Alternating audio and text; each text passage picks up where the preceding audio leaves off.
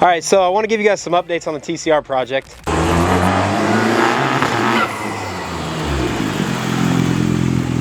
Yesterday.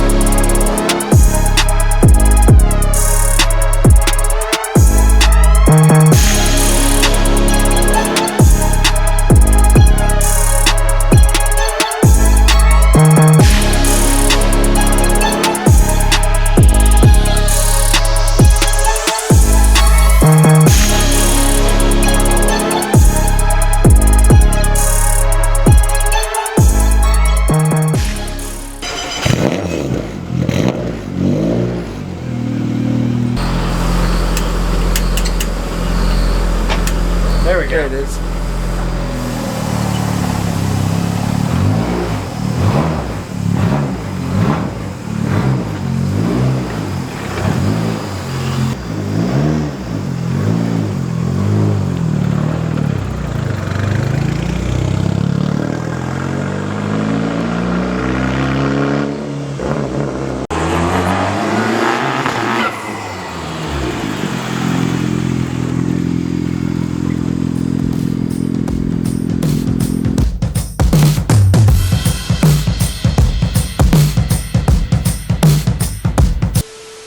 All right, so I want to give you guys some updates on the TCR project. If you saw the first video, you'll want to follow along with all of them. We're going to kind of show it the whole step of the way. I had some questions. Why'd you get an FK8, which this was called the FK7 from Yas, but why'd you get an FK8? Why didn't you get an FL5? And it's a very good question. So if you're looking to get into TCR racing, you're going to go wheel to wheel, you're going to go run IMSA, or if you're in another part of the world and you're going to run TCR there, absolutely. Yas builds a beautiful car. The FL5's got some upgrades, some newer stuff. That's what you want to do. Like, if you want to be competitive right now, call Yas, call Honda, call HRC, get you a new FL5. We're doing something very different. So it was really important for us to have Motec engine control. That's what we're doing. That's what all of our development is. And for the project that we're going to do, we're going to push this thing in limits that they haven't done before by putting a bunch of horsepower in it. We have to have Motec for that, and these cars had Motec. The new ones don't. They're on a different ECU. So that's the first thing. Secondly, we really needed an X-Track transmission. These cars do come with a variety of transmissions. You had options. This particular one has an X-Track, which is really important for us, for the horsepower that we're going to do, and also because X-Track's right down the street from us. They're local. We're going to need some support, so it was really important for us to have an X-Track. Some really cool stuff about this car. We started getting the wrap off of it. Obviously, this thing was raced. It was raced hard. It's had some door-to-door, some wheel-to-door. It's had some stuff going on. And like, we already put a different hood on it, which we may not stick with. We're going to put the vents in. We're trying to get some more hot air out of this thing because we're going to be, you know, more than doubling the horsepower. You can see all this is carbon. The doors are steel. These are all steel. The roof's steel. Like, this is part of the homologation, so it's part of the rules. They're not allowed to change that stuff. But for what we're doing, we are. So probably going to go to a carbon door. Yeah, boy. We've got a carbon roof. We're going to go get it on track, start to feel it out, try to learn, because I mean, let's be honest. We don't have any idea what we're doing. That's what's kind of making this fun for us. And we don't care. It's going to be a new experience, and we're excited about it. We're pretty smart guys, so we're going to go get some laps and have a good time. This is Josh's FK8. It's got TR2 cams in it. It makes about 500. Wow. It's on a stock block. drives it around all the time. It's got Motec on it, but you can look at the cars, like these are wide. Like when I put one of these on our dyno jet, it's one of the widest cars we get on there. Even our 1LE Camaro was maybe not quite as wide as this, but this is wide. This thing barely fit in the trailer. Like we put it in the trailer when we went to pick it up and we weren't sure if we were gonna get it in there. It was like, I'm telling you, the tire was this close to the fender on both sides. It was all we could do to get it in the trailer. So it really just unreal how wide this car is. And if you look at the fenders out past the stock Type R, it's just so much bigger. But you know, obviously it's still a factory shell, and then all of the touring car stuff added in, which is great.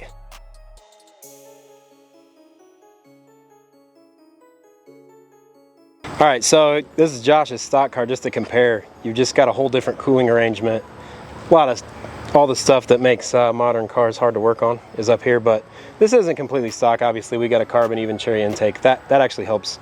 You guys looking for intakes for your Type R? That thing knocks air intake temps down a lot. It just doesn't get hot. It's super nice, super consistent. We got a big turbo on here. Like I said, this makes about 500. It's just a street car. It drives around on pump. Got a big XDI fuel system on it. Other than that, stock motor, except for the TR2 cams. So turns a little extra RPM, makes a lot of power. 500 on pretty low boost on pump. That's pretty cool. Bolt-on turbo. So the cams make a huge difference. They're about 40 horsepower on one of these cars. But yeah, totally different. You look at this, you look at that. There's funny little stock things hidden in that car, like you know, coolant balls still stock. Certain things they're allowed to change, certain things they're not. Now we get out in the straight line, out on the highway out there, this car is going to drag that car. This car's just got so much more power. But we're going to double that and put it in there, and then it's going to be insane. Yeah. So 500 horsepower, 350 horsepower. We're going to start at about 600. We'll go from 600. If it takes it, we'll go to 7. If it takes it, we'll go to 8. I think that's beyond what the tire will handle, but boom.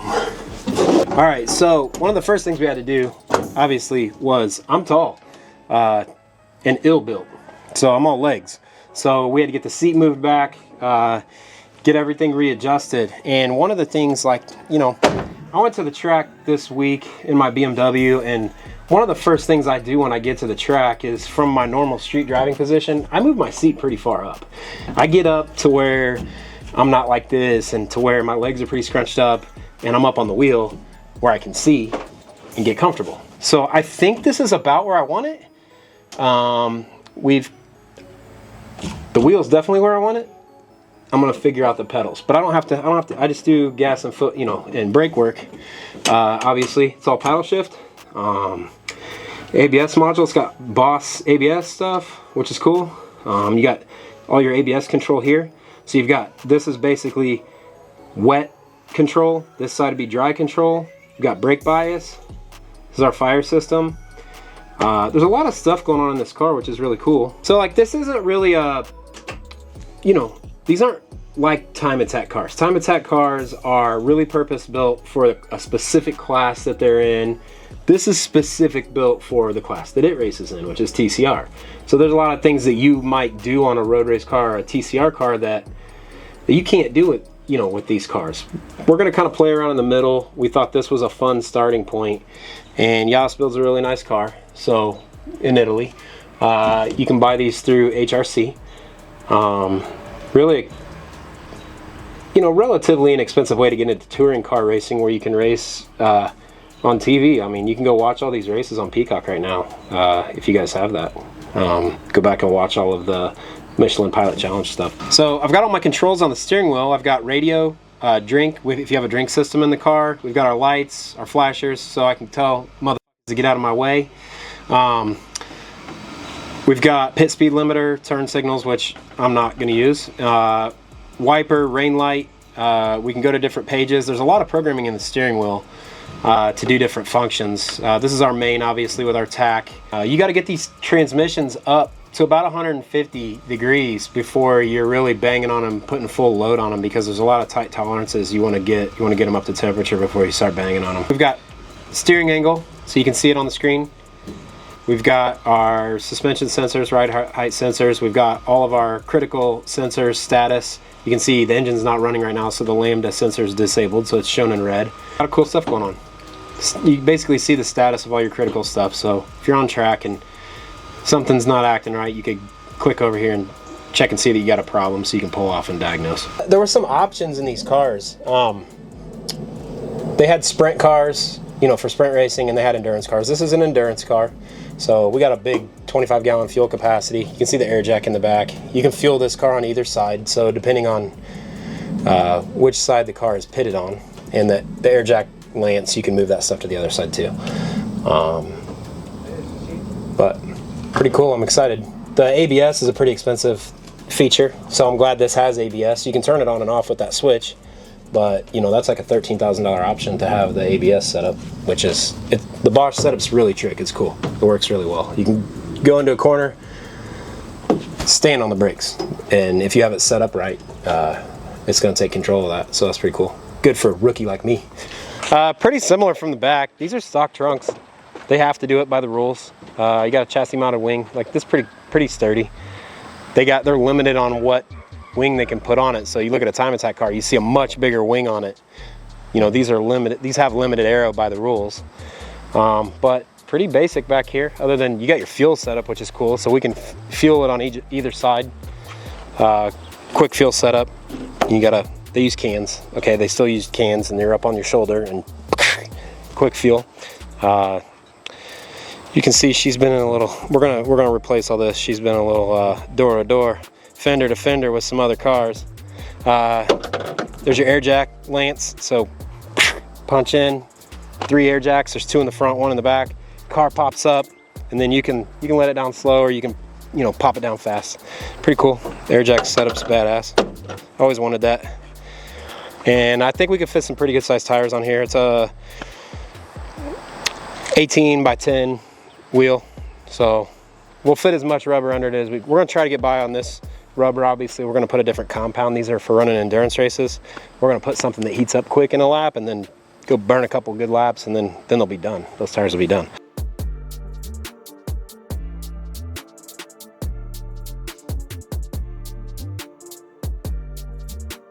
So a lot of engine differences here. Like the engine itself, these are pretty stock internally.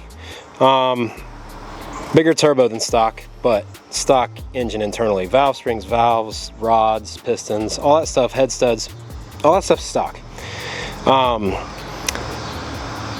This whole airflow system is different. So air's coming in, it's directed up. There's a big carbon fiber shroud. You've got your intercooler here, and your radiators laid down. And they've got radiator rules. Like, they really have to run stock radiators, or they're allowed a Volkswagen radiator. We're not going to have to be stuck to that stuff. So we can put a bigger cooling system in here, which we're going to need for a lot more power. Now we're running short stints, so we're not going to be out there racing for 3 hours. We're going to be running pretty short stints. But we're going to redo all this, because obviously we're going to have a much bigger turbocharger. We're going to need a much bigger intercooler. So we've got to rearrange all that stuff, get bigger piping in here, and then obviously our engine setup's going to go in it, and our fuel system setup. So it'll be different. But there's a lot of cool stuff going on with these cars. This is a master cutoff for power for safety crew, and they can hit the fire extinguisher. If you're in there getting hot, they can have access to that. So that's all electronic. Like, you turn the fire system on when we're in the car. It's just a switch that we turn on and off. I have access to it as a driver, but safety crew also has access to it external of the car. This is a really nice setup. It's cool, super cool race car. Josh and I are excited. We're gonna have fun. The guys are excited. Can't wait to get out on the track. We're waiting on. We just got our air jack lance. Hopefully tomorrow, so we can jack the car up with the air jacks. We got new wheels, so we can get a couple sets of tires. Gonna get some fresh rubber on this thing and get out on the track. Get out to our local club and turn some laps. And I even went out last week and just was kind of beating on my car so I could get some feel. It's been a while. We'll be fast.